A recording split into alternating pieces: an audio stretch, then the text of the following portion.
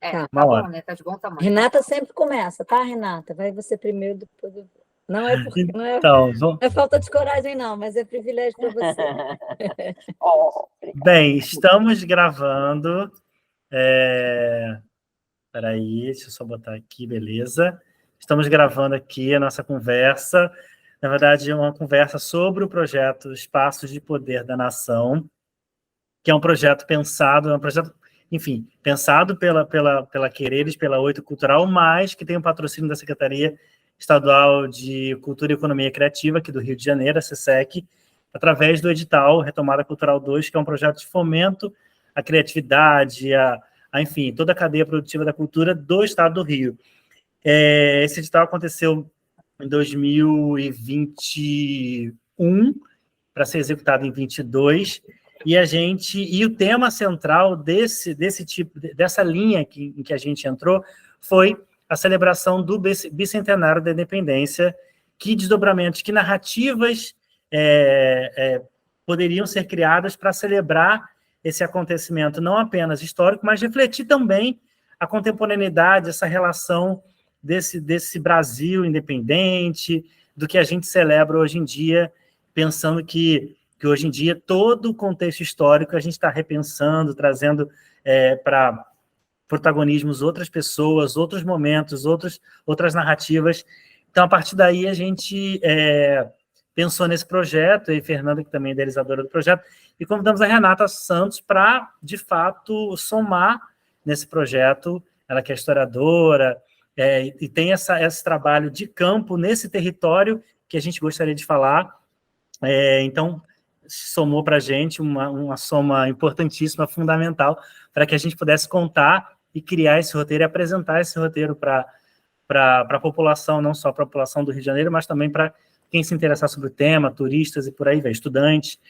E também a Cláudia, a gente convidou a Cláudia para estar aqui com a gente, que é a professora, enfim, como esse conteúdo tem ele não é pensado para atividades em sala de aula, mas ele é possível de ser usado, ainda mais hoje em dia que a gente está trazendo, o governo federal está trazendo essa narrativa muito forte da educação patrimonial, como gerar transversalidade nesses temas, né? Como desconstruir a narrativa fechada, até mesmo a forma com que os livros contam a história, enfim, história, geografia e por aí vai, como a gente consegue repensar e trazer o patrimônio como protagonista. Então, esse é um dos objetivos, dos pilares centrais desse projeto, mostrar que espaços são esses que hoje acabaram virando espaços culturais, espaços de memória, e estão ali um patrimônio vivo, um patrimônio que dialoga com a cidade, com a população, e muitos deles estão aí para que as pessoas possam visitar, conhecer mais, e ressignificar, né, cada vez mais esse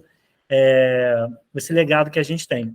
Então, vou passar para a Renata para se apresentar, todo mundo se apresentar um pouquinho, e a gente começa esse papo de como a gente consegue passar para o professor ideias de como isso pode se render muito para além do contexto que a gente trouxe, que era exatamente para o público leitor de forma geral, mas também para os estudantes. Bom, primeiro, não posso deixar de agradecer, né, ao Luiz, a Fernanda, por esse convite para somar, né, como vocês disseram, nesse projeto. Eu fiquei muito feliz de poder participar, realmente agradeço a oportunidade. E porque veio muito a calhar, né, com o meu trabalho que eu tenho feito agora, quer dizer, já há algum tempo, né, também, desde que eu atuei também no IFAM. Bom, mas então, me apresentando, eu sou historiadora, eu gosto de brincar que eu sou historiadora de carteirinha, tenho graduação, mestrado e doutorado em História pela UFRJ. Tive uma passagem pelo IFAM, até onde eu tive a oportunidade de conhecer, mas não só lá, né, Claudinha? a Cláudia. E atualmente eu sou pesquisadora de pós-doutorado do Laboratório de Cidades Inteligentes do Instituto COPEAD da UFRJ. Bom, então, trabalhando com essa dimensão de cidade, E também, durante a minha passagem pelo IFAM, eu pude perceber duas coisas, eu acho, que me ajudaram também, hoje em dia, também a construir esse projeto. Uma foi ter percebido como o IFAM ainda é o IFAM, né, o Instituto do Patrimônio Histórico e Artístico Nacional, que é a autarquia pública federal responsável pela política pública de patrimônio no âmbito nacional.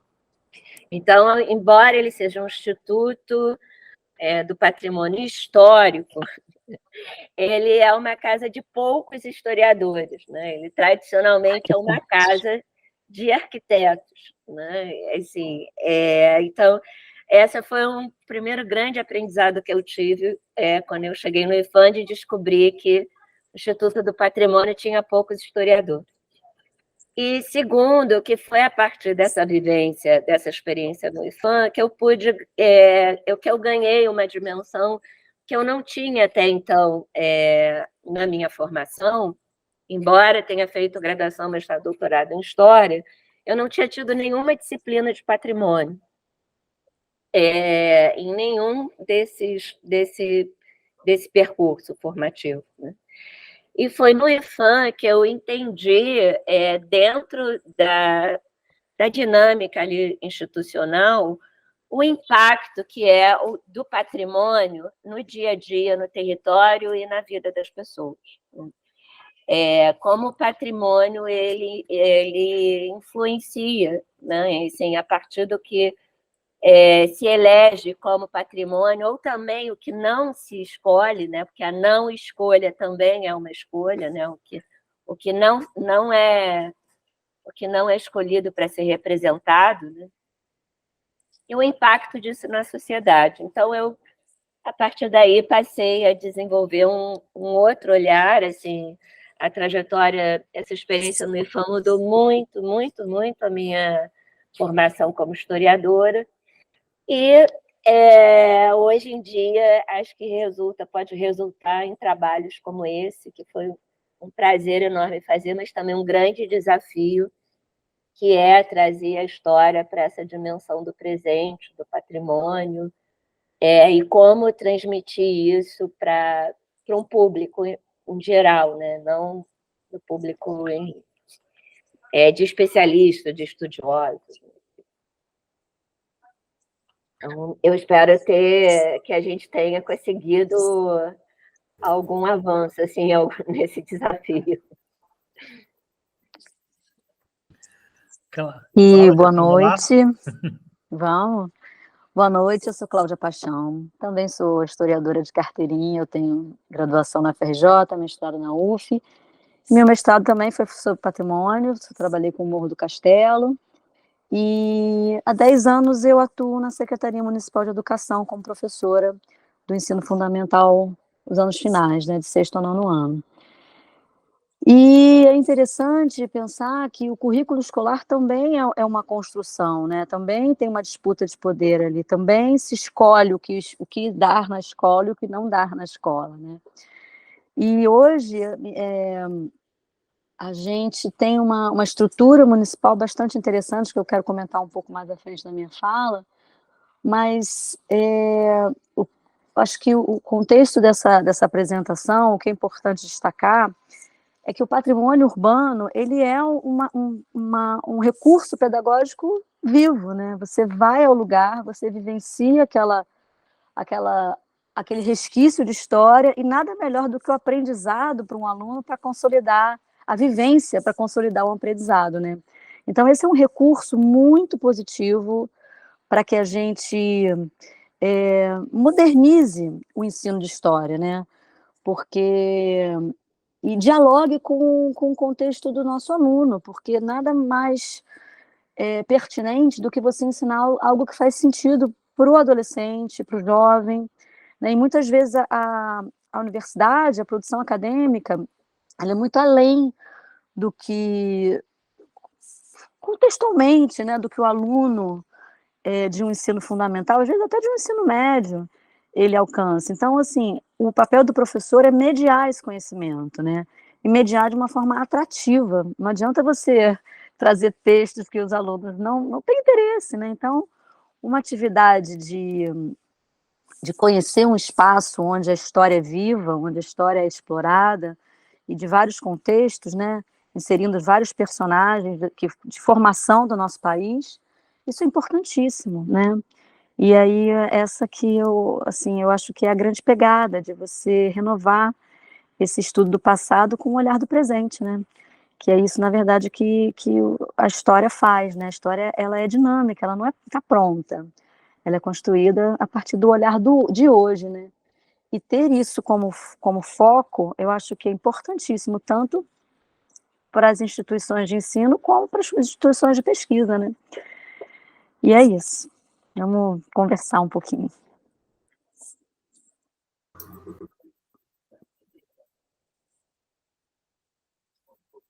Eu sou Fernanda Pereira, né, sócia, parceira aí do Luiz nesse projeto. Eu sou da área da comunicação, eu sou relações públicas, mas eu também já passei por uma casa de memória, né, pelo IFAM, assim, trabalhei durante muitos anos, né, no IFAM, foi uma ótima, né, um ótimo período, assim, da minha vida, né, pude tomar, assim, conhecimento desse patrimônio rico, né, que está presente em todo o Brasil, e que é essa história, né, que perpassa todos nós, assim, essa nossa memória, então está junto nesse projeto, né, com essas pessoas, né, super legais, incríveis, assim, assim, a Renata, e mais a Cláudia, o Luiz, que nós somos, assim, parceiros em outros projetos também no campo do patrimônio cultural, é super importante, né, então eu estou muito feliz com esse resultado, juntamos aí nessa live essas duas mulheres aí fantásticas, né, com esse trabalho no campo do patrimônio, assim, da pesquisa, e que tem esse carinho e esse amor pelo patrimônio cultural, né, do Rio de Janeiro, especificamente, né, e então acho que vai ser uma conversa muito, muito bacana aí para todos nós. Vamos lá, então. Maravilha. Bem, eu vou começar, então, assim, a gente tem o Rio de Janeiro, né, essa cidade que tem muita história, né, uma história que realmente passa por esses lugares de poder, porque foi uma cidade que realmente teve o poder, né, enfim, vindo da família real, uma série de transformações que sendo capital do país durante muitos anos e tudo mais. Hoje em dia, a gente tem uma outra... A cidade se ressignificou, né? Ela virou um balneário turístico-cultural, mas com a sua história ali presente no centro da cidade, que é o pilar de onde tudo isso aconteceu, né? Pensando esses roteiros que, na verdade, eu me questiono muito quando eu vejo os turistas passando pela cidade, que muitos deles estão sempre preocupados e querem muito ver o que está na crista da onda, assim, os museus com acervo Museu da Manhã, os territórios que não necessariamente contam muito a história da cidade, embora sejam lugares de história da cidade. Então, assim, eu acho que queria entender da Renata, que tem esse trabalho, eu queria que você falasse um pouco também sobre o teu trabalho de percorrer espaços. Isso é uma coisa que eu percebo que existem alguns grupos na cidade que fazem isso, e é super bacana, e isso não entra na cidade, isso que eu acho cada vez mais curioso, porque isso não é uma coisa que a cidade se apropria, que o turismo da cidade se apropria, que a cultura da cidade se apropria, fica sempre num campo paralelo ao que a cidade tem. Então, assim, eu acho que esse guia que a gente está propondo, que você escreveu, tem esse lugar de relevância. Não é que não exista esse desejo ou essas ações acontecendo, mas eu percebo que falta um pouco dessa promoção de um ativo que é único, assim, várias cidades do Brasil não têm esse ativo e a gente tem, isso vira sabe-se pouco da história do Rio. Na verdade, é isso, né? Não se aprende muito na escola, não se fala muito, não tem muitos materiais, livros, né, informativos, livros que tragam isso no aprendizado base. Para você conhecer uma das cidades, tem que estar fazer um curso, uma graduação, uma coisa que te permita essa imersão maior. Então, eu queria que você falasse um pouco disso, Renata, e a Cláudia complementando como Como é que é possível furar essa bolha de que na sala de aula não dá, e aí trazendo um pouco da narrativa de que isso não entrando no entendimento curricular, isso não entrando na formação da criança, né, do jovem, a gente pode ter episódios de não valorização do patrimônio, como os que aconteceram no dia 8 de janeiro. Porque é uma total falta de entendimento e percepção do patrimônio cultural aquilo acontecer. Então, queria provocar um pouco nesse sentido. Bom, é muita coisa para se falar até em pouco tempo, né? Mas eu acho que assim, esse trabalho ele tinha esse gancho com a questão da independência, né? Do processo de independência. E a independência, o que ela traz.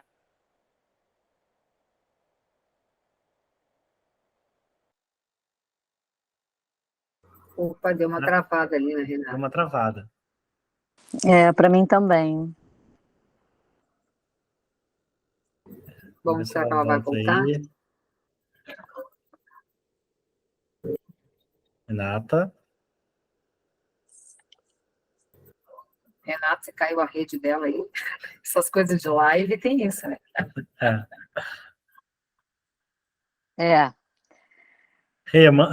Nanda, manda uma mensagem para ela, se está tudo bem lá.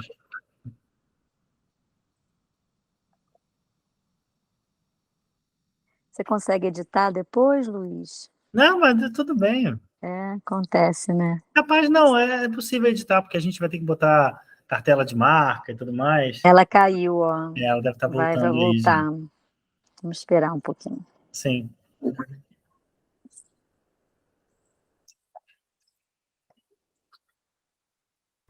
Tá voltando. Ótimo. Aí deixa... E aí, Pronto. Renata? Depois eu corto. Fica tranquilo.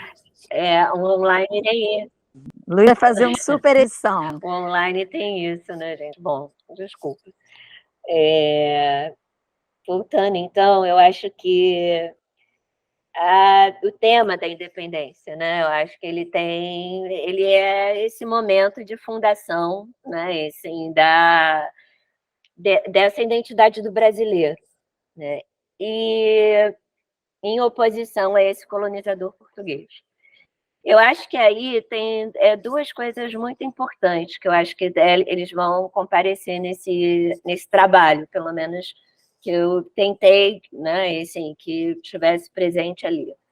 Uma é que a gente, primeiro, a partir dessa perspectiva da independência, a gente ampliasse um pouco a construção dessa nação, né? Embora o roteiro ele se concentre ali nos desdobramentos, né, iniciais, assim, no contexto inicial das questões políticas que vão dar na independência, mas de que a gente assim fosse colocada ali uma situação primeiro de dominação, né? E assim, que essa situação de dominação ela tem uma data, né? Ela tem um começo. E isso eu acho que primeiro é um ponto, porque de alguma forma eu acho que a gente naturaliza a ideia do Brasil, né? A gente é como se nós sempre tivéssemos sido Brasil, né? E até há pouco tempo, né? Até as narrativas assim, começaram assim, até se fala assim, não, Cabral não descobriu o Brasil, que absurdo, né? Cabral invadiu o Brasil. Legal, a gente está avançando um passo, realmente ele não descobriu, houve uma dominação. Agora, a gente tem que avançar num outro passo, que assim, também não tinha Brasil, né? Assim, óbvio, tinha um território americano no qual haviam diversos povos indígenas, no qual esse colonizador chegou, dizimou, dominou, né? Esse território ele foi tendo entendimento, né? De Brasil. Então, Eu acho que isso é um ponto importante. O segundo ponto é o papel do patrimônio, e que o IFAM teve durante muito tempo, inclusive, na construção dessa síntese, né? Assim, do Brasil como um espaço síntese de todo esse processo, né? Que juntou três povos distintos de três continentes diferentes, né? Assim, o europeu, os povos indígenas e os povos africanos. Então, você tem um país, um território, um espaço síntese, né, assim, desse encontro, e do qual o patrimônio, sobretudo a política pública de patrimônio do IFAM, durante muito tempo, fez um trabalho no qual esse patrimônio fosse homogêneo, né, assim, ele fosse entendido como uma memória única e nacional. Então, única, né, como para dar uma homogeneidade através desse patrimônio. Então, ele também era um patrimônio sempre no singular, né, e não no plural, para poder falar de um povo, né, de uma nação. Então, eu acho que assim, é um tema que eu acho que a gente tem muitos trabalhos, eu acho que a academia mas eu acho que são reflexões ainda recentes, né? Assim, por exemplo, eu acho que a UFRJ, se eu não me engano, ainda não tem patrimônio dentro da sua grade de graduação. A Unirio, eu acho, talvez seja uma das poucas universidades que tenha levado isso para o currículo da graduação. E aí eu acho que isso vai repercutir, obviamente, na formação dos professores e na forma também como esse currículo também vai ser trabalhado. Então, assim, acho que são desafios bastante complexos que a gente tem. E aí, só para fechar, Luiz, com o que você comentou, eu acho que realmente, às vezes, eu tenho a impressão que esse debate não é interessante, né? Assim, sobre essa pluralidade, sobre essa diversidade, essa identidade do Rio de Janeiro como uma cidade balneário, quando ela é uma cidade que, por ter sido capital da colônia, capital do império, capital da república, né, ela em si é um espaço de poder que todas as políticas públicas, né, quer dizer, todas as políticas, os processos de dominação e apagamento sempre perpassaram o nosso território. Então, eu acho que a gente tem que se perguntar muito até que ponto realmente assim, há interesse de que isso mude, né? Embora eu acho que essa mudança ela no Brasil de hoje e diante de todas as questões e conflitos que a gente viveu recentemente em relação à nossa democracia, eu acho que elas são cada vez mais inevitáveis.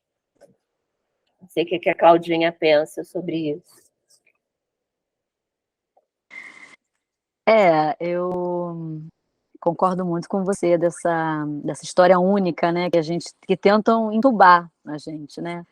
Ela é uma narrativa única, pautada num olhar europeu, né?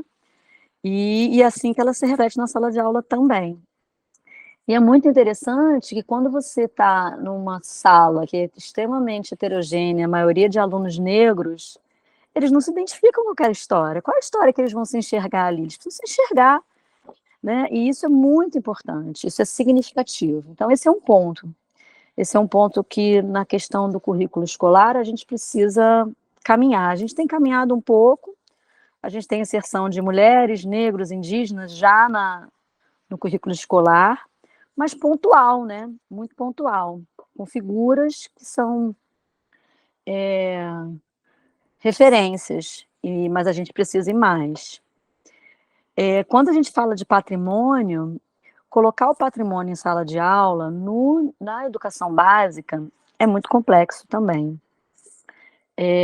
Meus colegas, tenho certeza que todos eles gostariam muito de ter esse recurso com maior facilidade, mas isso não se faz sozinho, né? A gente precisa de estrutura, a gente precisa de elementos que nos levem aos lugares, assim, transporte. Como é que se leva um menino que estuda na Zona Oeste para o centro da cidade? Né? Ele precisa, no mínimo, de um ônibus. E, além disso, é importante também falar que você precisa ter um olhar pedagógico para aquele evento. Não é só levar para passear. É óbvio que passear é muito interessante, é legal também, mas você precisa ter uma intenção pedagógica. Você precisa trabalhar antes em sala de aula e depois em sala de aula sobre aquele assunto que é pertinente. Não é nada mais do que assim, reforçar o que Hoje a gente está comemorando 10 anos da Lei 10.639, que é a lei que introduz o ensino de história na educação básica, né? E você vê que foi preciso uma lei para que isso começasse a se pensar, porque a gente ainda tem muitos percalços ainda a serem enfrentados. Hoje, na Secretaria Municipal de Educação, o que eu acho muito relevante 2020, né, que a gente teve o novo mandato, né, e ela se construiu uma coordenadoria de diversidade na área de educação. Isso é muito relevante, parece assim, é um pontual, né, uma secretaria apenas de educação, trabalhando nisso, mas ela é uma secretaria que tem uma gerência de projetos pedagógicos extracurriculares, que estruturam atividades extracurriculares para os alunos da SME como um todo, né? Então, isso é muito interessante. Por exemplo, no CAB, que é o Museu de História da Cultura Afro-Brasileira, ele recebe alunos das escolas públicas do Rio de Janeiro para fazer uma atividade chamada Circuito da Herança Africana, que nada mais é do que a gente caminha com os alunos pelo Cais do Valongo, conhece o museu, conhece o Instituto dos Pretos Novos, que era um espaço que estava completamente abandonado. Se você olhar 15 anos, era um espaço abandonado. E foi um espaço que foi todo momento de construção e de resistência daquele espaço tentava ser silenciado, porque a própria cidade foi sendo construída em cima dele, né? Então, assim, a escravidão, ela é uma questão ainda hoje em dia que a gente tenta não falar. E qual o reflexo disso? Situações de racismo que a gente enfrenta, que a gente vê hoje no dia a dia, né? Então, assim, a história e a educação, ela tem um papel fundamental para a gente mudar esse olhar, para a gente educar, para a gente ter em mente que o que aconteceu no dia 8 de janeiro é, na verdade, negar todo um passado que a gente gostaria de não falar dele, né? Quando você risca uma tela de Cavalcante, que representa as mulheres negras brasileiras, você está riscando as mulheres negras brasileiras daquele lugar, daquele espaço de poder. Então, tudo isso parece... é só um quadro. Não, isso é muito simbólico. Isso fala muito da gente, né? Então, acho que a gente precisa começar a construir políticas, quando o Luiz falou que realmente a gente, às vezes, a cidade do Rio de Janeiro é só um balneário turístico, porque a gente não tem continuidade dessa política pública, né? A gente teve, em 2012, um Instituto Municipal do Patrimônio criado para que a cidade do Rio de Janeiro fosse eleita o Patrimônio Mundial da Unesco, né? E aí, o que a gente construiu de lá para cá? A gente vai fazer 10 anos, já tem 10 anos. Né? Então, assim, essa falta de estrutura e de projeto político mesmo, né? Não só de um governo, mas de um Estado, de uma cidade, do que somos, do que é ser carioca. Eu acho que ainda a gente está muito longe de construir, é uma pena. E voltando um pouco, até para finalizar a minha fala, um professor sozinho ele não vai conseguir dar conta disso, ele precisa, de fato, ser pautado e ser apoiado por secretarias de educação que tenham esse olhar, né? Porque, assim, até onde eu sei, eu não conheço outras secretarias de educação pública, né, do Estado ou do Estado, de outros municípios, que tenham uma gerência de projeto extracurricular, né, que valorize a questão da diversidade e que isso seja uma pauta. Tem uma gerência de relações étnicas hoje na SME. Isso é de uma importância relevante para que a gente consiga olhar de fato quem somos e construir uma nova história, né? Infelizmente, não, foi o que a Renata falou, a gente está bastante aquém do que deveria estar, mas é uma construção também, né? Eu acho que a gente precisa caminhar. É isso. Renata, no teu guia, a gente tem 9 espaços, né, que você destaca.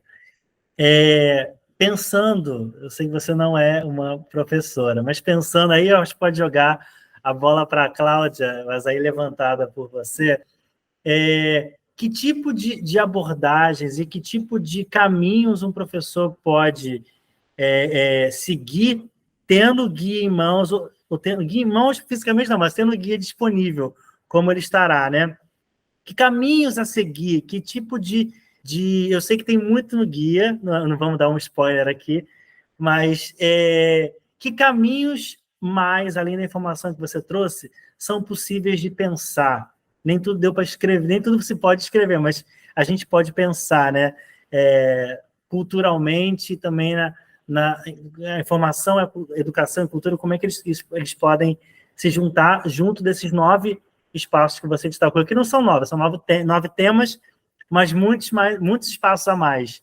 Então, e aí Cláudia complementa as possibilidades disso em sala de aula e fora de sala de aula, porque isso pode virar um programa familiar, cultural, e o objetivo é esse, descobertas muitas vezes gratuitas, muitas vezes no perímetro, num lugar que tem muito acesso, né? Assim, não é um lugar distante, não tem que ir para um lugar que tipo Ouro Preto, que você tem que ir horas e horas para ter uma imersão num passado, numa história mais impactante e tal.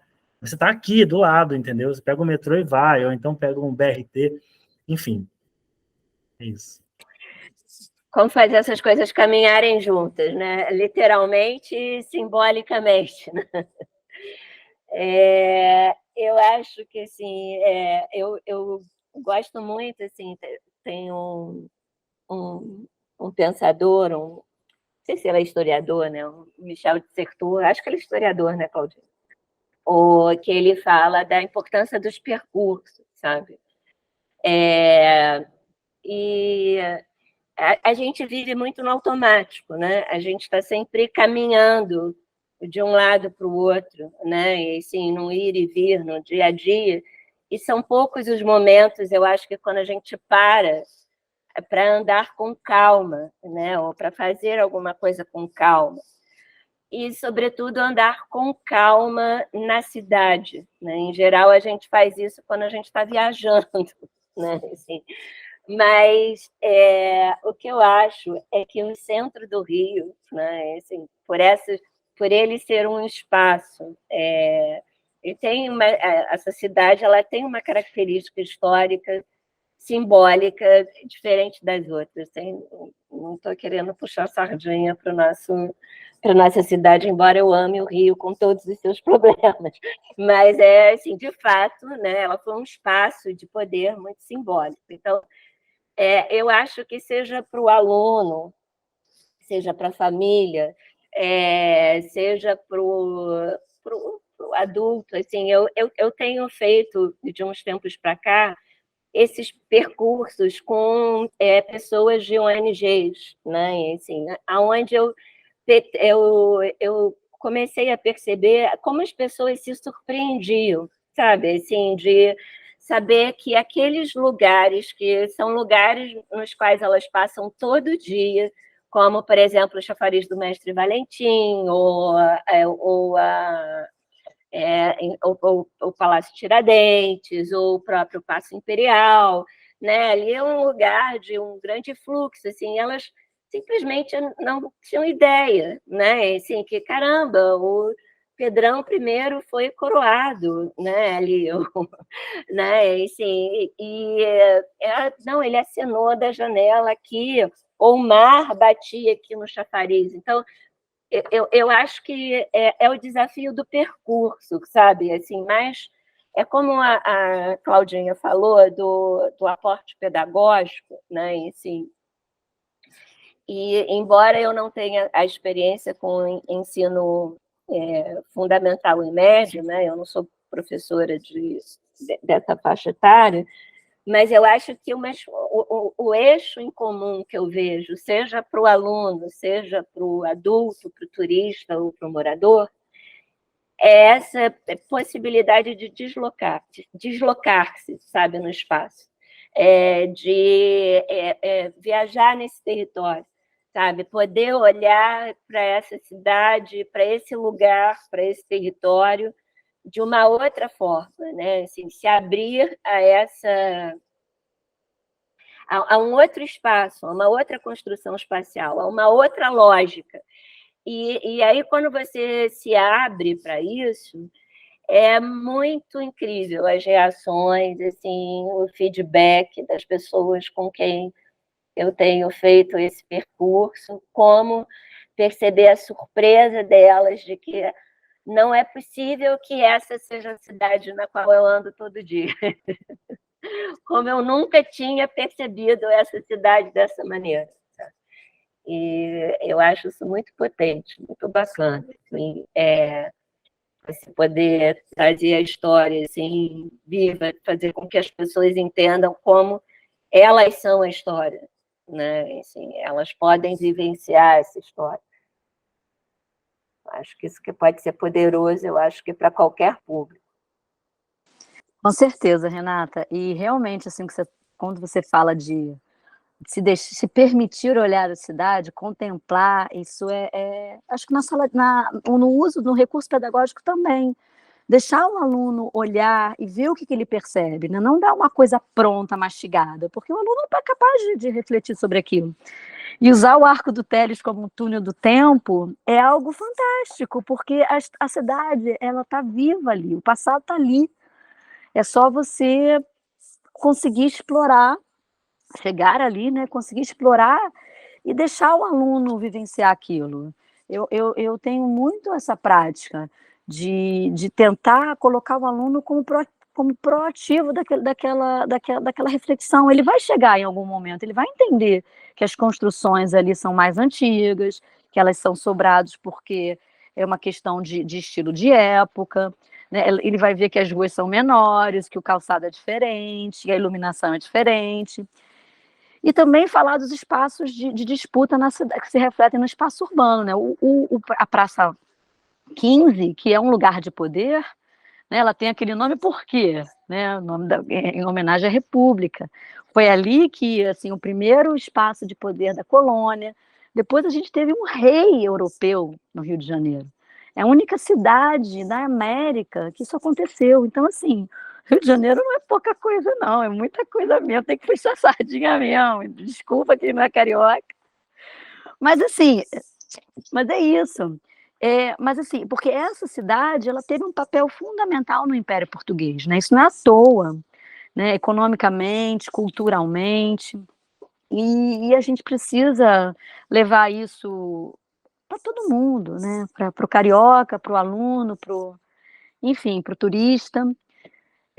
E agora também finalizando um pouquinho, e quando eu falo das disputas de espaço, né, quando você vai à Praça 15, que ela está toda reformadinha, que ela está toda conservada, o patrimônio conservado, e você vai ao Cais do Valongo, e você vê que aquilo ali começou, a recuperação daquele espaço se deu de forma muito assim, sem intenção, né, foi uma descoberta nos fundos de uma obra, que uma vizinha negra que já sabia um pouco da história daquele lugar, né, que sempre foi renegado, desde a época dos viajantes europeus, que falavam daquele espaço como um espaço pétrido, que era um espaço longe daquele que se devia não frequentar. E ela, quando ela descobre restos humanos, ela pensa, isso aqui é importante para meu povo, né, para o povo negro, para o povo que foi escravizado. E aí, um novo olhar. Né? E aí você começa a fazer, de fato, uma exploração arqueológica para destacar aquilo e olhar de outra forma aquele espaço, né? Torná-lo efetivo de memória, porque antes ele não tinha memória, né? A memória dele era exatamente ao contrário, a tentativa de apagar. Então, quando você fala da Praça 15 do Cais do Valongo, é o mesmo contexto, né? Se você situar historicamente, mas com tratamentos diferentes, né? Com cuidados diferentes. E talvez seja isso que a gente precisa agora ressignificar, né? É isso. Eu acho que o Brasil Não, fala. da Independência, o Brasil da Independência, né, que é o gancho da construção do guia, né, os 200 anos de passagem, né, desse rompimento com a colônia, né? Eu acho que é interessante que quando se comemorou, a gente lembrar que também nisso que a gente está falando, da reapropriação da história, da ressignificação do próprio currículo da história, ressignificação do patrimônio, porque assim, nós mudamos, né? A sociedade avançou muito, embora a gente ainda tenha assim, um preconceito muito, né, assim, o racismo muito enraizado, né, na nossa cultura, mas e na história a gente fala muito das rupturas e das permanências, né? Assim, embora a gente ainda tenha o machismo ainda permaneça, embora o racismo permaneça, embora o preconceito com a cultura indígena, né, assim, ele permaneça, por outro lado, a gente também teve muitos avanços. Então, historicamente, eu acho que pensando na questão da independência, quando se comemorou 100 anos de independência, por exemplo, se botou abaixo o Morro do Castelo, né, que era o berço, simplesmente puseram abaixo o morro inteiro, a energia que gastaram para demolir um morro que foi berço dessa cidade colonial. E também que ela tinha, como incomodava esse passado colonial, que naquele início do século XX, aquela cidade queria se civilizar, né? Então, como esse processo, historicamente, assim, desse espaço de poder, né? Assim, como essa ideia de civilização, de civilidade, como incidiu de forma violenta, inclusive, sobre o espaço da cidade, né? Na figura da demolição do Morro do Castelo, e isso foi usado para comemorar o centenário da independência, né? Então, a gente comemora ali com esse apagamento desse passado colonial. Eu acho que agora, 100 anos depois, a gente ainda tem muitas práticas de remoção. Por exemplo, existe um museu, né, que foi surgido, infelizmente, de um processo de remoção da Vila Autódromo, né, que se chama o Museu das Remoções, que fica ali em Jacarepaguá, onde você vê essa permanência dessa política ainda de remoção e como essa política continua atuando de forma muito contundente no espaço, né? E, assim, como esse espaço da cidade ele ainda continua sendo muito emblemático, embora o Rio não seja mais capital, mas ele ainda reverbera, né? Assim, muitas questões.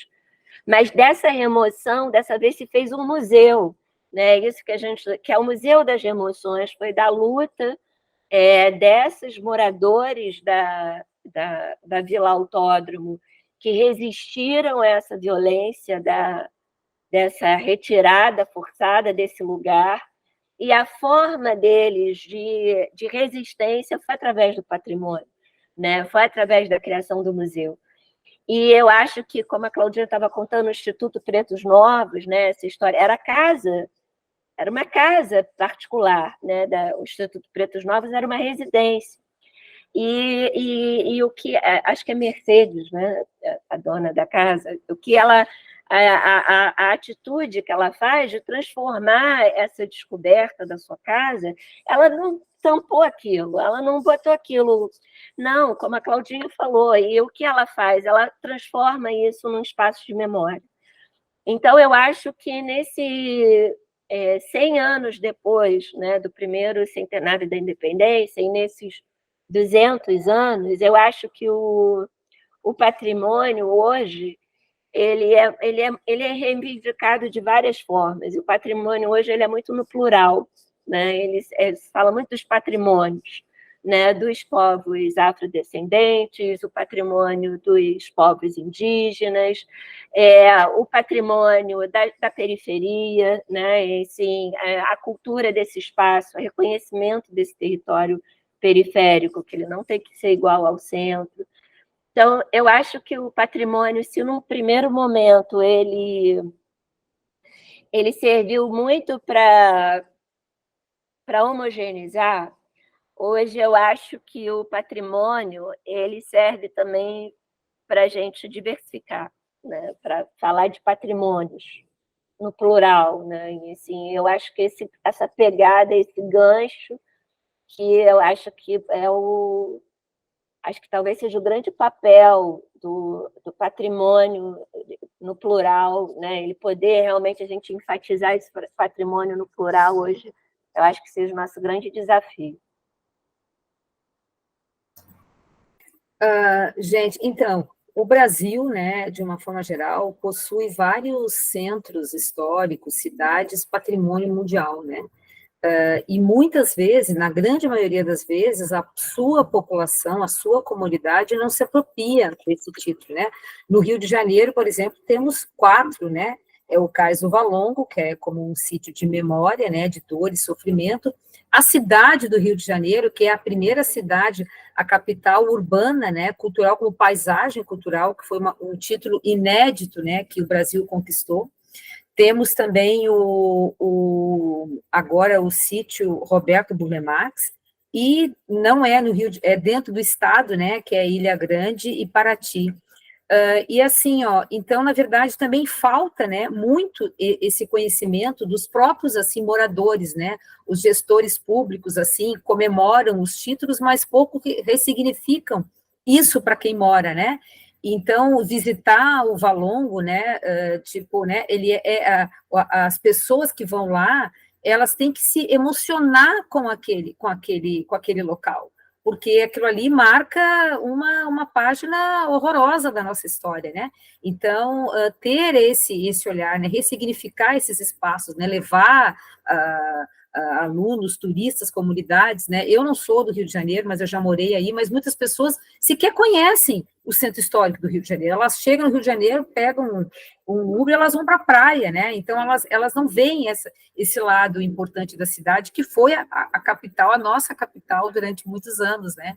Então, eu acho que esse aí é o grande, assim, desafio, né, assim, colocado para de que forma que a gente pode fazer com que mais pessoas, não só jovens, alunos, turistas, as próprias pessoas, assim, moradores, se apropriarem deste legado histórico e cultural para todos nós, né? A Cláudia levantou a mão ali. Levantei.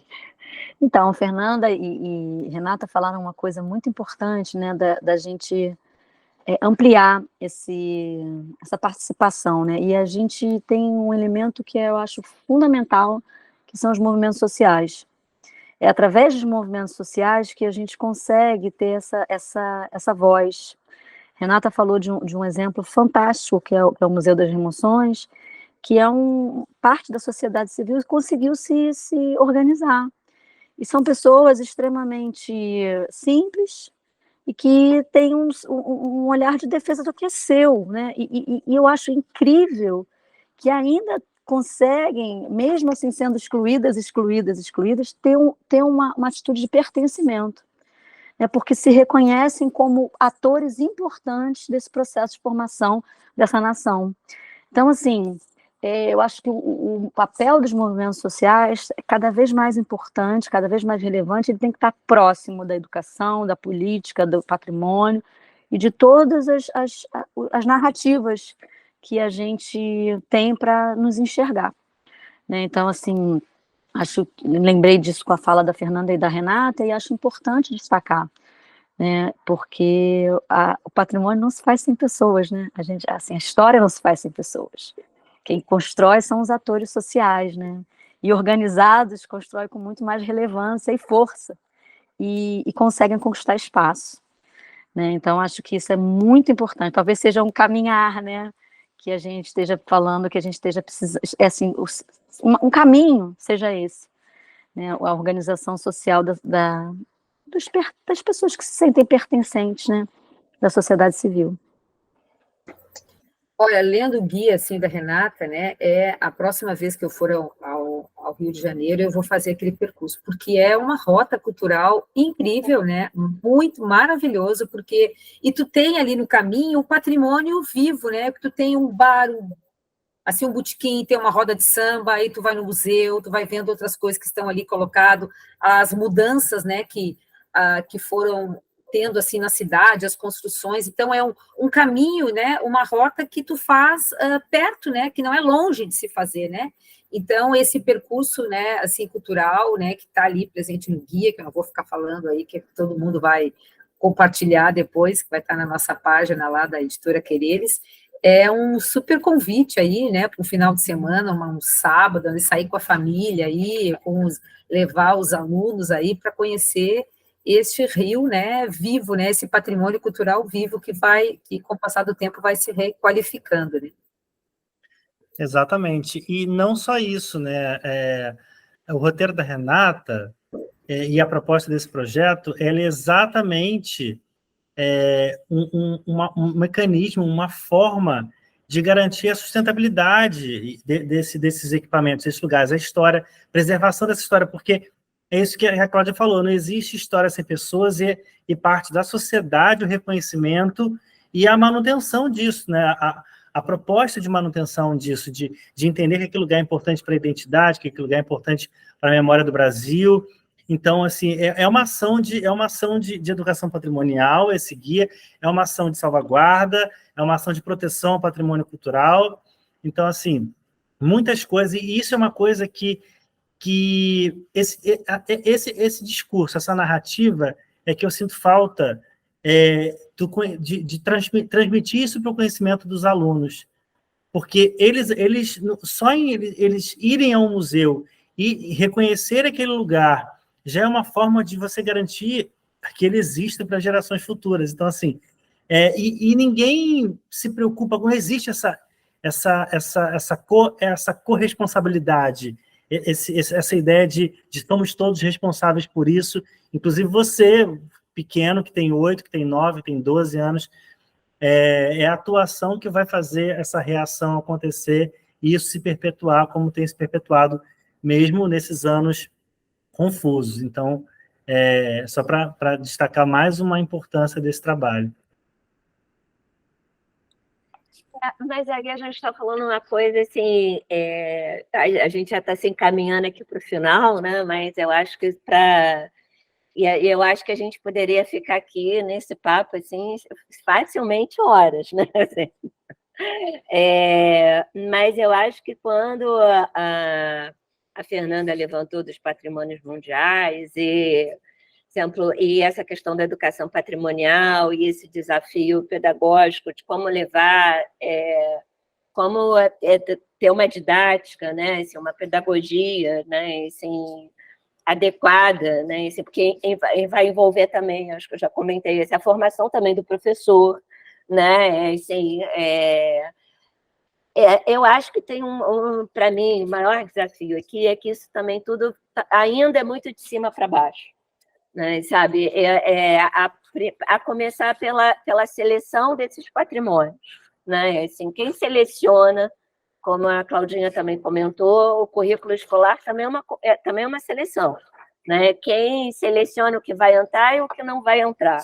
E o que não entra, às vezes, é muito mais contundente do que aquilo que entra, né? Aquilo que está ausente do currículo. Da mesma forma é o patrimônio, né? Assim, esses patrimônios, esses bens que estão nesse percurso, eles estão todos ligados à estrutura de poder, né? Assim, já que esse é um espaço de poder, né? Então, eu acho que precisa esse desafio, como a Claudinha falou, da importância dos movimentos sociais, né? A gente começar também a reverter essa perspectiva do patrimônio para que isso também venha de baixo para cima.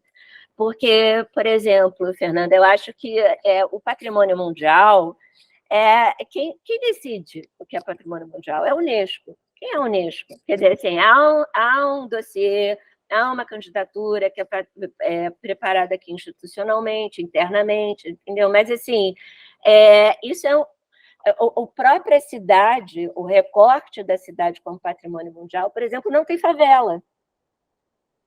As favelas estão fora. Então, como é que você vai pensar numa cidade ou que você vai querer que esse morador ele entenda que essa cidade é patrimônio mundial? Assim, se a principal característica dessa cidade assim está fora do que é, né, assim, foi entendido como patrimônio mundial.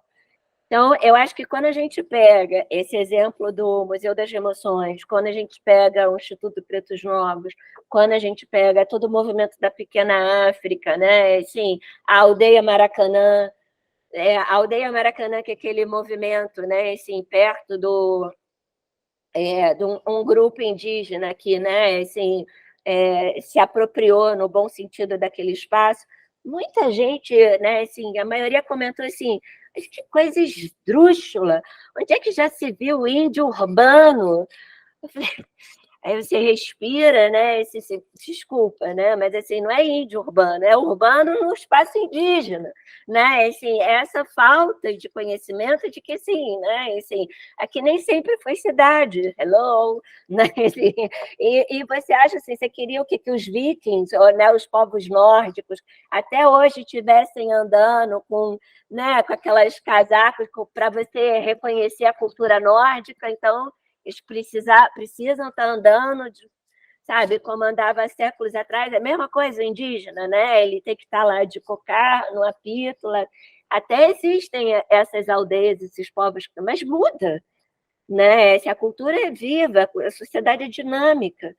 O que precisa, eu acho que o que não é fácil, e não é que não esteja sendo feito, eu acho que tem, mas só é muito lento, porque os espaços de poder eles são muito fortes. Então, eu acho que você mudar essa dinâmica, essa percepção do próprio espaço, ela ainda vai demorar, embora a gente esteja caminhando. Mas eu acho que eu concordo com a Claudinha, né? É um caminho, é um trocadilho aí que acho que não é à toa que a gente propor roteiros, a gente caminhar juntos, literalmente, simbolicamente, né? Procurar novos caminhos, né? Procurar novos caminhos.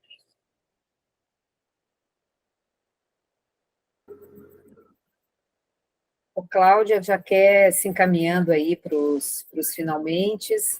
A gatinha está impassível aí, passando na frente da tela. Tá. É o gato? Não, Meu Deus. Não, e aí tudo acontece, né? Mas tudo bem. Acho que foi o que a Renata falou. Se a gente pudesse, a gente falaria horas e horas aqui, mas a gente não pode. Eu acho que eu gostaria de finalizar a minha fala com a seguinte reflexão: a gente precisa se aceitar racista. Nós somos um país racista, nós somos um país machista, nós temos uma elite excludente, e se a gente não aceitar isso, a gente não transforma. E isso eu acho que é fruto de muito diálogo, de muita luta. Isso não vai ser feito assim, é bom conversar com quem a gente tem um alinhamento, né, filosófico, político também, mas assim, a gente está falando de um poder consolidado há 500 anos, né, gente? E não se muda 500 anos assim, de uma hora para outra, né? Então, acho que a primeira coisa que a gente precisa dizer é aceitar as nossas limitações, né? Que nós somos uma sociedade racista, machista, de brancos, onde o privilégio está no homem branco, e tentar fazer políticas públicas, porque assim, a gente, apesar das lutas, né, a gente só vai conseguir construir alguma coisa através da política pública, de um Estado que consiga transformar essa realidade. Não estou dizendo que não seja assim para a gente não lutar, né? A gente que a luta ela é o caminho também, mas é através de uma política estruturada e que seja concretizada mesmo, para que a gente consiga começar a transformar a nossa realidade, e a gente tem muito que caminhar, de fato. Acho que é isso. Gente, foi Maravilha. ótimo o nosso papo. Fernanda quer falar mais alguma coisa? Renata quer falar mais alguma coisa? Não, para mim está ótimo, foi excelente a nossa fala aí, como as meninas comentaram, a gente podia, tem muito assunto, né, para a gente falar, mas ótima essa tua fala aí, Cláudia, é isso aí. Acho que a gente tem que se aceitar que é isso que somos mesmo, e leva tempo para a gente fazer essa mudança, e o papel da educação e da cultura é fundamental nesse processo. Para isso que nós estamos fazendo esse guia, essa conversa, esse trabalho com as escolas, né, envolvendo os alunos desde pequeno, para, assim, compreender melhor essa história e a gente poder fazer essa passagem, né, mudar isso, né. Exatamente, exatamente. Projetos como esse dão esse gancho, essa oportunidade da gente falar sobre isso, né, é importante, então, ressaltar, agradecer à Secretaria de Estado de Fomento de Economia Criativa, de Cultura e Economia Criativa do Rio de Janeiro, que tem feito um trabalho super relevante, a gente tem tido aí editais importantes, ferramentas do governo federal também, com a lei Aldir Blanc, 1 e 2 agora. É uma política pública, né? Exatamente. É uma política pública. É uma política pública. Exatamente. Muito em boa hora depois da pandemia, né? E importante estar sendo executada, né? Porque, enfim, são ferramentas que ajudam a gente a produzir esse tipo de conteúdo, né? E entregar para a sociedade outras narrativas, né? Outras formas de contar as histórias. Então é isso, agradecer a Renata, agradecer a Cláudia, a Fernanda, dizer que foi ótimo, espero que esse papo aqui possa contribuir com os professores de alguma forma, ou com quem assistir esse material aqui. Acessem o guia, que vai estar na editoraquereres.com, e, enfim, vamos falar sobre, vamos provocar esse roteiro e é isso que a Renata e a Cláudia falaram, circular, olhar, se colocar presente nos lugares, nos territórios, para que a gente, de fato, consiga ter essa comunhão, né? Esses espaços de poder são espaços de comunhão, como todo espaço público, né? Tem que ser ocupado. É isso. Obrigado, gente. Até a próxima. É isso, agradeço. Gente. Obrigada, agradeço, Renata, gente. Cláudia, Um beijo. Obrigada a vocês. Noite. Um beijo. Tchau, beijo, tchau. Gente, boa noite, então. Boa noite, Foi tchau. ótimo. Tchau. Obrigada. Tchau. A gente vai sair?